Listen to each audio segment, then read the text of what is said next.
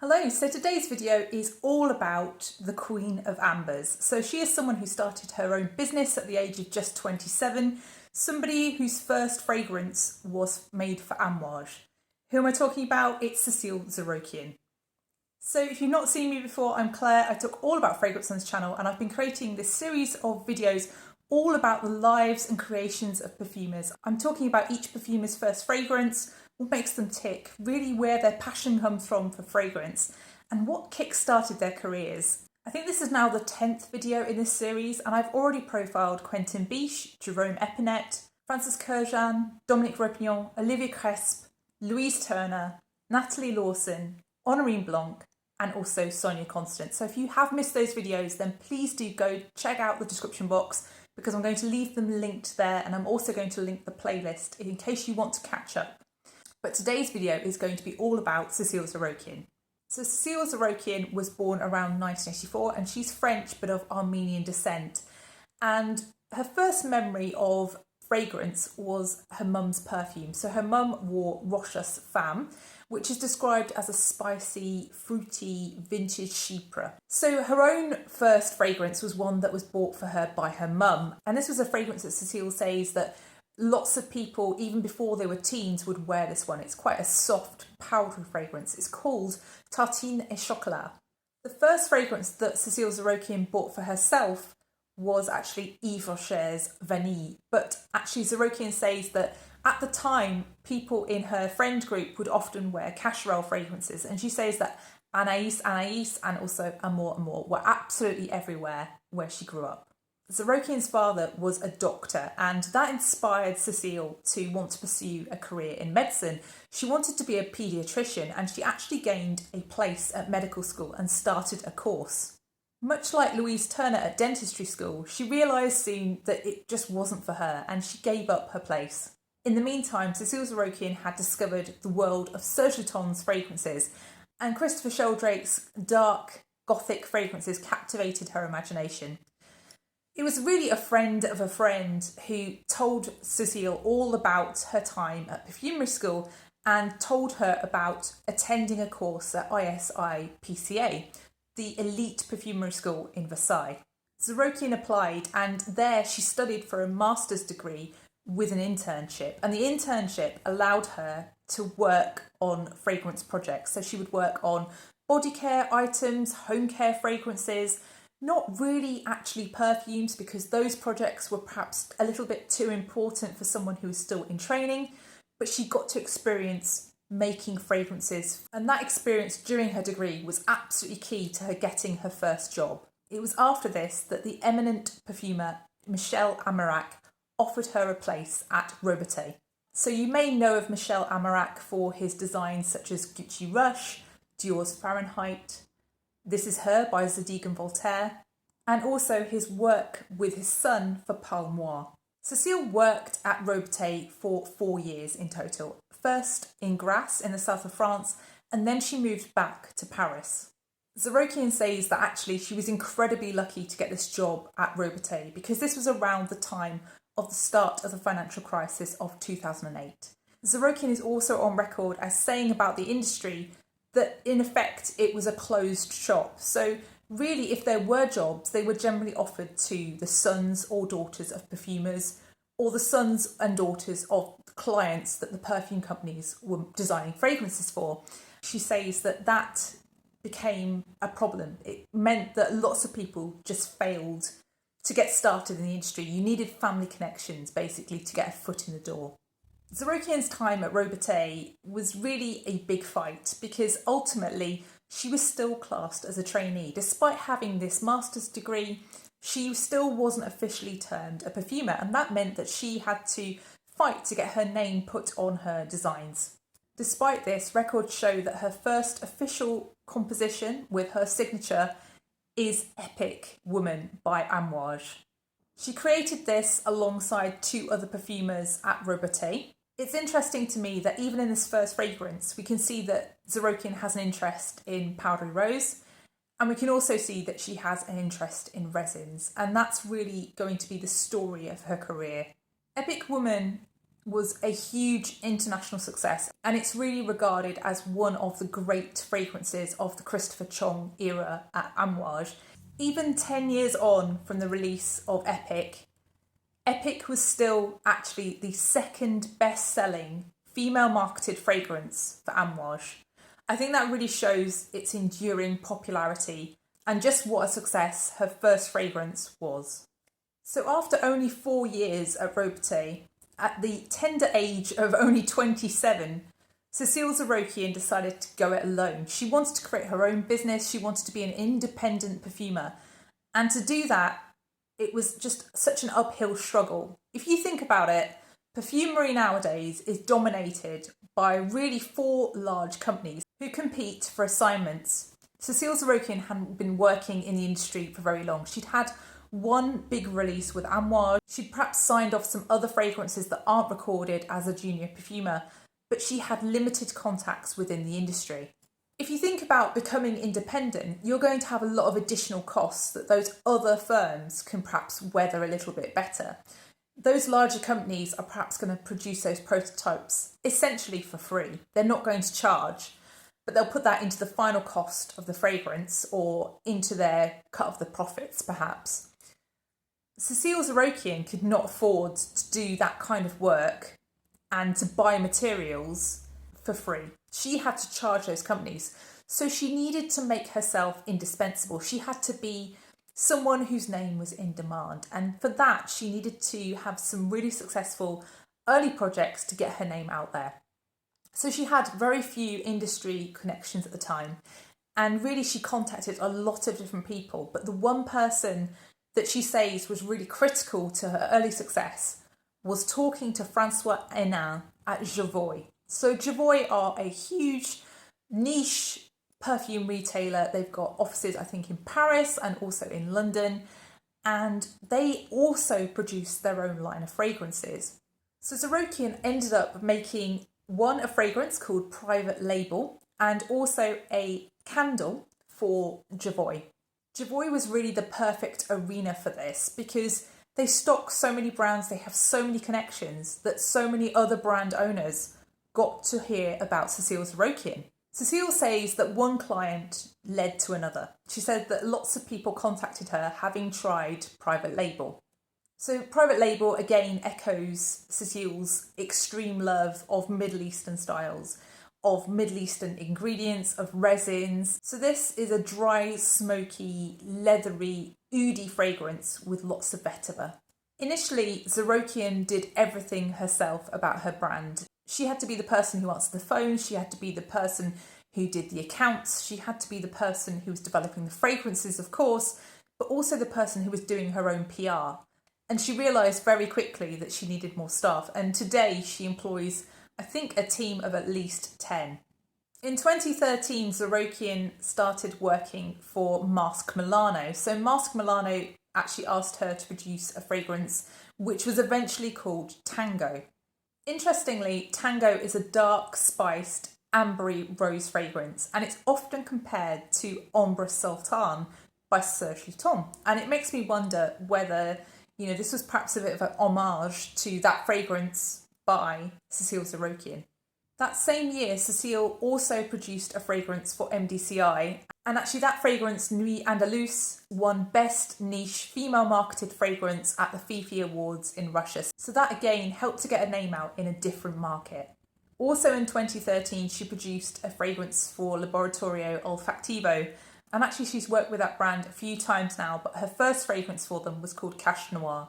Zarokian's ability to get repeat business with brands has really marked her career, and she's had some very long established relationships because of some early successes with some fragrances that she's formulated for those brands. In 2017, she won another Fifi award, this time for Best Men's Niche Fragrance in France for Incident Diplomatique by Jovoy, and she was also named Perfumer of the Year by Olfactorama magazine in 2018.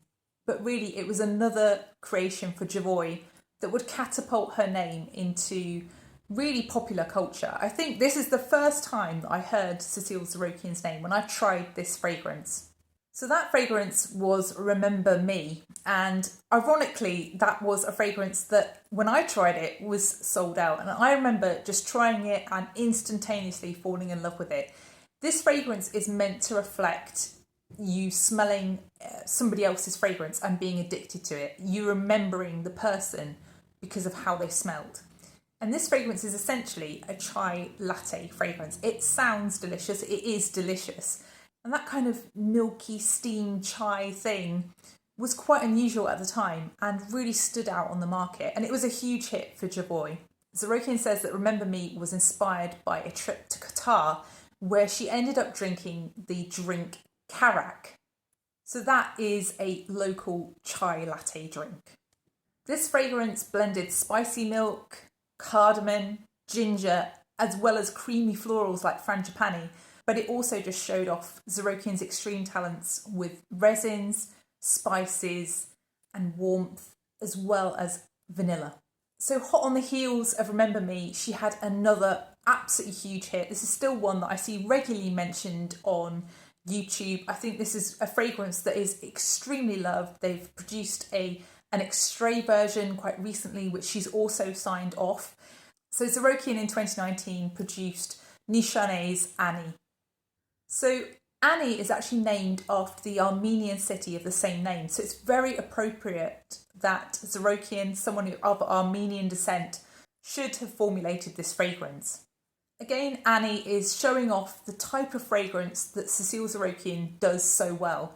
It's a beautiful, spiced, resinous vanilla.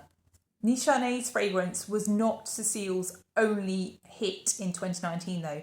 She also produced a huge hit for Théo Carbonel, Café Carbonel. And this was really the kind of coffee version of the chai spiced latte. So this was a cinnamon lace, slightly milky feeling, but also very sweet coffee. Absolutely standout fragrance, standout creation for Théo Carbonel. And I think it is still one of their best sellers. So in 2020, Zarokian returned to working for Marc Milano. She produced this fragrance, which is Petra. I absolutely fell in love with this fragrance and ended up buying this travel spray of it. But this one is really something I describe as like a fruitier, more resinous version of Coco Mademoiselle. I think that's doing it a slight injustice, but you get the idea. You've got the rose, you've got the citrus, and you've got the patchouli. But this definitely has more fruitiness. It's definitely got a resinous feel to it. It does have those kind of little signature touches for Zarokian, but I would say this one is not a typical fragrance for Cecile. It's something that does stand out as quite different amongst the other fragrances that I've tried from her. So that's Petra by Marc Milano. Also in 2020, Zarokian was asked to formulate a fragrance to celebrate the 150th anniversary of Granado fragrances. So Granado are a huge Brazilian company, and Brazil is the second biggest perfume market in the world. So this was a huge coup for Zarokian. She was actually the first independent perfumer who Granado ever approached to make them a fragrance. And the fragrance was eventually called Bossa, and it came to challenge actually Granado's best-selling fragrance at the time. It ended up being Granado's second best-selling fragrance that year. From Zarokian's point of view, it put her name out there onto a totally new market, on a new continent, and this fragrance was also very well received. Bossa is described as a marine solar floral coconut fragrance, and the Brazilian press describe it as the solar floral the market was missing. Moving into 2021, Amouage had gone under a change of directorship. So at the time, Chong had just left and Renaud Salmon had come in. Zarokian returned to Amouage in a big way that year. Over the course of 2021, a total of 8 fragrances signed off by her were released. So first of all, she formulated an extrait version of her best-selling Epic perfume, Epic 56. She also ended up formulating a series of 4 atars, so pure fragrance oil perfumes for Amouage. This set of 4 fragrances was very well received, and actually Dominique Repillon described the rose one as one of his particular favourites. Finally that year, probably the 2 fragrances that are best known by her are Silver Oud and also Material. So Silver Oud, I think, is really regarded as one of the best oud fragrances currently on the market. And material also did very well for Cécile Zarokian. That fragrance really encapsulates Cécile Zarokian's style. If someone were to ask me to describe Cécile Zarokian's fragrances, I would say spices, resins, tonka and vanilla, and that's essentially what material is. And I think really that fragrance is very loved because it is very enveloping, it is very rich feeling, it is quite a strong fragrance, it's long lasting. It just captured what the market wanted at the time. When Zarokian's been asked about how she's got so many commissions competing against the big brands over just not very many years in the business, Zarokian always points out that fragrance is very much like the fashion industry. People move between brands, and if they've worked with you before, they want to work with you again. And that's really how you gain new connections, how you work with new brands. It's by the movement of people as they change jobs. Zarokian also reflects on her ability to source materials. So Cecile particularly enjoys investigating different ouds, and she also really enjoys finding the best quality rose oils, so Rosa centrifolia oils. In 2023, Zarokian had more success with Amouage. So Amouage released her Royal Tobacco fragrance, which ended up winning a Fragrance Foundation Award in the US. And really off the back of that success, Zarokian was re-employed by Amouage to make one of their Essences collection, which was released in 2024. So Zarokian, I think, formulated Outlands, which was the best-selling of the collection.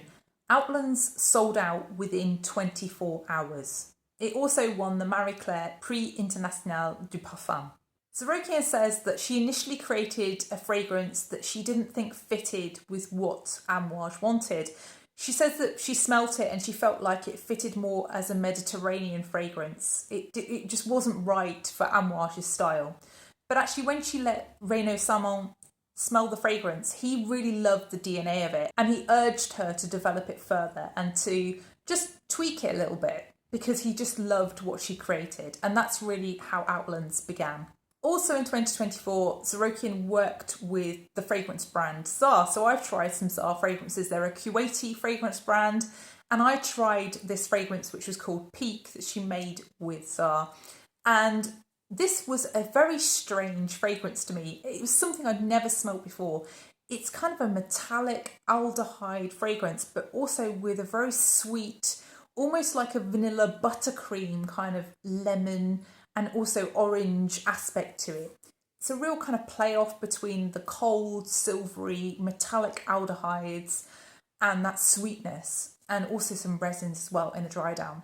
It's a really interesting fragrance, and it really stands out in the other fragrances that I've tried from Zar. So it's now 2026, and I think so far this year I haven't seen any of Cécile Zarokian formulated fragrances hit the market. I think the last one I saw was Creed's Oud Zarian, which I haven't tried. But I'm sure she's got some fragrances up her sleeve for 2026, and she's probably working on a lot of projects right now. She says that she works on between 10 and 15 fragrances at a time. I think that's quite similar to other big perfumers for major brands. On creating fragrances, Zarokian describes it as like playing the piano. This is something that we've heard time and time again from perfumers. So she talks about the balance of notes, and she talks about getting the right balance with the bass as well. When asked about what her favourite perfume note or accord was, she predictably said amber. I think really of all the perfumers that I've profiled to date, Cécile Zarokian's style feels very distinctive. And I think that's because she's often working for niche brands, and that really allows her perhaps more creative freedom. She definitely does have a style. You know, if you smell a resinous tonka amber vanilla, you kind of have in the back of your head that this could be a Cécile Zarokian fragrance. And once you've smelt a few of her fragrances, you can almost pick them out. She definitely does have a distinctive style. She does have a love of resins, of vanilla and of tonka, and clearly also of amber. She truly is the queen of amber.